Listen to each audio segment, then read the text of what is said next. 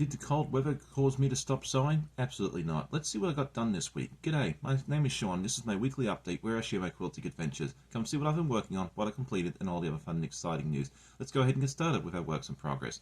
The first item I want to show you is some progress on the Mad Quilt Party. We are working on the very last block. The last couple of weeks we've been working on the flamingo and the hedgehog, and this time we have been working on the painting the roses red. This is one of my favorite sections.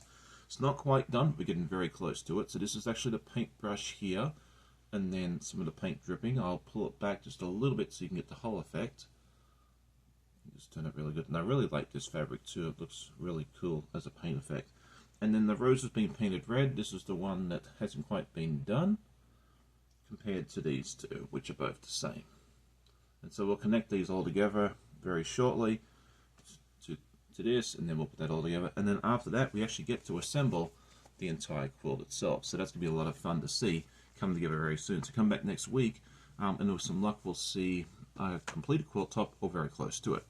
Next up is Dog Park by Elizabeth Hartman. We've been working on this one for a while, and this time we are working on Edgar, who is over right here, and we haven't quite finished him yet, but we're getting close. So we've actually done the head, and I think this one turned out nicely as well. The fabrics they use in this, which is the yarn dyed Essex, turns out beautifully in this little project.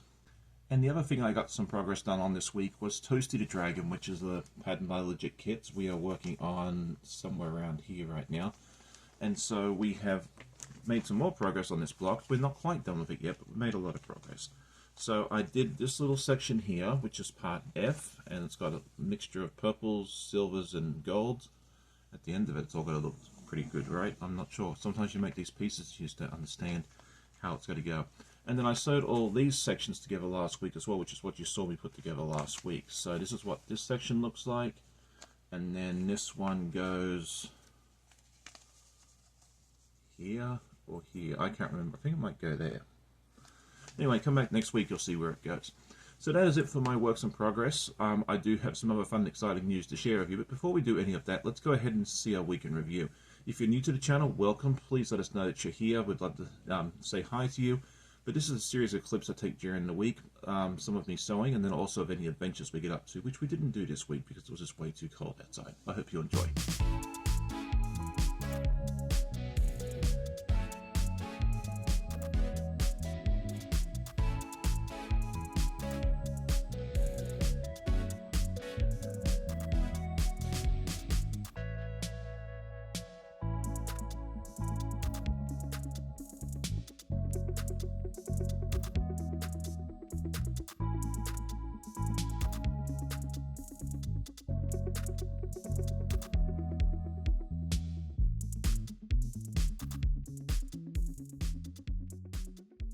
Last week I asked everybody if they sewed with socks and shoes on, or slippers, or flip-flops, or whatever else, or if you sew barefoot like I did.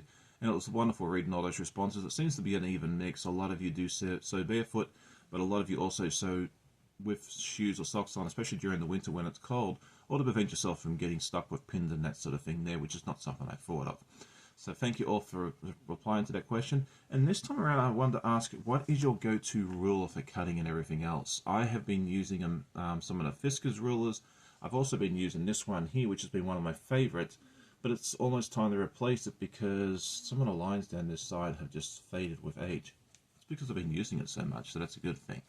But I'd love to hear which one you like most, because this one I don't think they sell anymore. This is one I used to get at not Target, Joann's.